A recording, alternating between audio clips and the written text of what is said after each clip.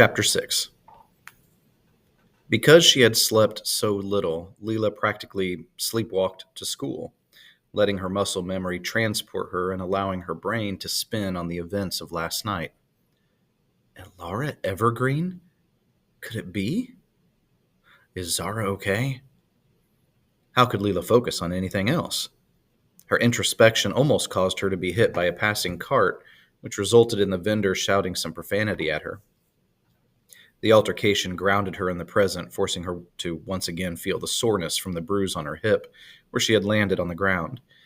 Her skin still itched as well from the tiny glass pieces, though the red speckles had already started to fade from her skin. If Leela had been asked what the content of her classes were that day, she would not have been able to answer. Her mind was wholly obsessed with what it all meant and where Alara was at the moment. What had Zara done with her? What had Alara done with Zara? Historically, Alara had betrayed the others of the First Council, hoarding the newly discovered magic for herself. She was dangerous. More than once, Leela had considered breaking her promise to Zara and informing some authority figure of the event. Her worries increased when she took her seat in Chronolore class and found Zara's empty seat. Her worst fears appeared to be coming true. Had something bad happened? She would never forgive herself if Zara were in distress. I should have stayed, she thought. I should have told somebody. Should I tell somebody now? Without hearing the current subject being introduced by Instructor Abernathy, Leela raised her hand and asked, "What happened to Alara Evergreen after the first council?" A few of her classmates turned to her, surprised by the outburst. So was Abernathy, who stopped so fast in his strolling he practically got whiplash. "My dear pupil," he began, "we're about to take a test over the Wandering Era. You should have studied last night." Suddenly self-conscious, Leela shrank a little in her wooden seat. "I'm sorry, sir. I'm just curious. Our discussions didn't really cover what happened to her after she fought the other elders." Instructor Abernathy answered as he gathered the tests and began passing them out.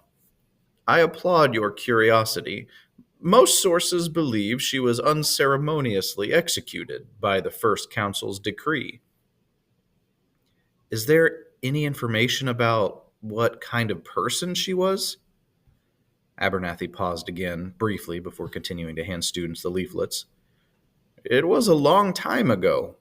Other than legislative logs and votes, there isn't much information on First Council personalities." He handed Leela the paper, and she did the best she could on her assessment, despite the constant interrupting thoughts. Her score would certainly be one of the lowest of her semester, but her grades didn't seem as important as they had only a day ago. Her eyes wandered over to Zara's empty seat. I hope she's okay. Ilara didn't seem much of a threat, defeated as she looked. Because of this, Zara had felt confident enough to return to her room, change, and be seen grabbing breakfast so that her parents would assume that today was no more unusual than any other school day. She moved so quickly that neither her father nor mother saw the faint injuries incurred during the night. She had even left the house with her school satchel.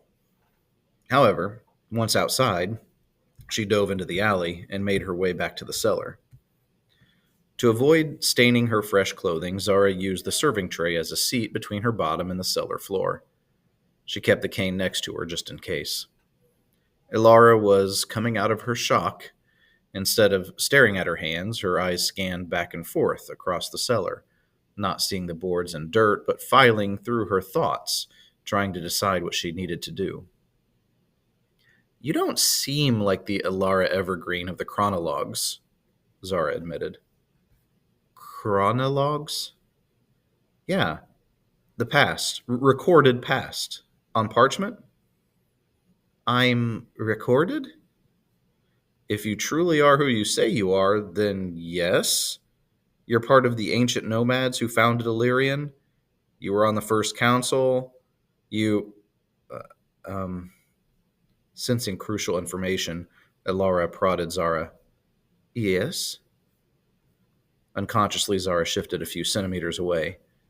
You betrayed the council.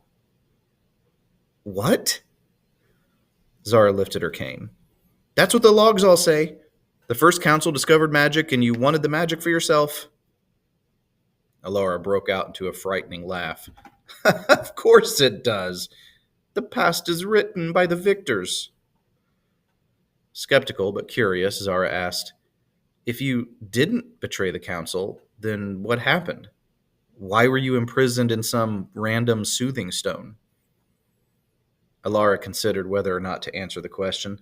In the end, she had been defeated, and the defeat was complete enough that nothing she did now could change things. So she stood back up, prompting Zara to do the same. We thought at first that the magic we discovered was simply the life force of the universe, she explained, raising her hands in front of her. In response, the halves of the broken shelf against the wall floated until their ends touched horizontally. Wide-eyed, Zara picked up the serving platter and took a step back. That it was just a redirection of energy, something natural. Elara interlocked her fingers, and spikes of wood stretched outward from the edges of each board, threading into the spikes of the other. She's weaving the wood back together, Zara realized. It wasn't. Elara rotated her wrists, and the shelf was fixed. Not even a single crack could be seen, betraying where it had split. The council had accessed another realm. The magic we used was derived from pulling energy from that realm. She unlocked her hands and held them out. This time, various broken pieces rose from the dirt and hovered on an invisible plane hip high. Suddenly, something occurred to Zara. Wait, you're not using a proxy. Confused, Alara looked at Zara. This is the third time you've used that word. I'm unfamiliar with the term. You know, proxy. No one can use magic without a tool or talent or object to focus it through. Alara looked back at her work. Things must have changed quite a bit. Slowly, she moved each outstretched arm forward. The bits and pieces of the broken items made their way to the rebuilt shelf. Your chronolore has it backwards. The council betrayed me, and all of Illyria. They worried what would happen if everyone in Illyria, let alone all of Viridian, had access to this power. So they moved to restrict access only to those within the council and those of whom the council approved. The broken pieces lay themselves gently on the shelf, and Alara moved to tidy up another area of the cellar. I disapproved. I believed that anyone who has the natural ability should be able to access magic without having to go through the council. The disagreement continued intermittently, and as we used the magic to build Illyrian, there were other disagreements as well. The use of magic had unexpected consequences, and I felt that more study was needed before we continued our work. Once the floor was picked up, Alara set to work trying to fix the smaller items that she recognized. Glasses, plates, an easel. The others disagreed with me, and ultimately the disagreement turned into a brawl. Chairs, dishware, pieces of furniture, and knickknacks reformed and stacked neatly in corners on shelves and in crates. Next thing I knew, I was here. Alara turned to Zara, who was in awe of not only the story, but also the method and extent of the cleanup. I'm sorry I couldn't fix everything, Alara apologized. I don't recognize some of the pieces. I thank you for releasing me, regardless of where I have apparently ended up. It was nice meeting you. Alara walked past the stunned girl, her robe suddenly looking majestic as it billowed around her. Wait, Zara turned. You can't just leave after telling me all that. Alara paused at the exit. If Chronolore records me as a villain, it's best you keep your distance, and I must keep mine from Illyria. Where are you going? As far as I can. The Reach, possibly. You can't. Alara turned. Excuse me? You can't. Not after what you told me. We have to tell our instructors. We have to tell the council elders. The world needs to know. No, Alara argued emphatically. The world has moved on, and so must I. It's safer if I stay dead. She started on the cellar steps. Scrambling, Zara blurted out, How are you going to get to the Reach? Fly? You need coin for transportation, and I doubt you have any in that fancy robe of yours. Pausing mid-step, Alara considered this. Zara continued. I have a little money, enough for a boat ride at least. I can't ask that of you. You're not. And I'm not giving it for free. I'm coming with you. Absolutely not. Alara refused, resuming her ascent. Zara chased after her, practically bumping into Alara's back.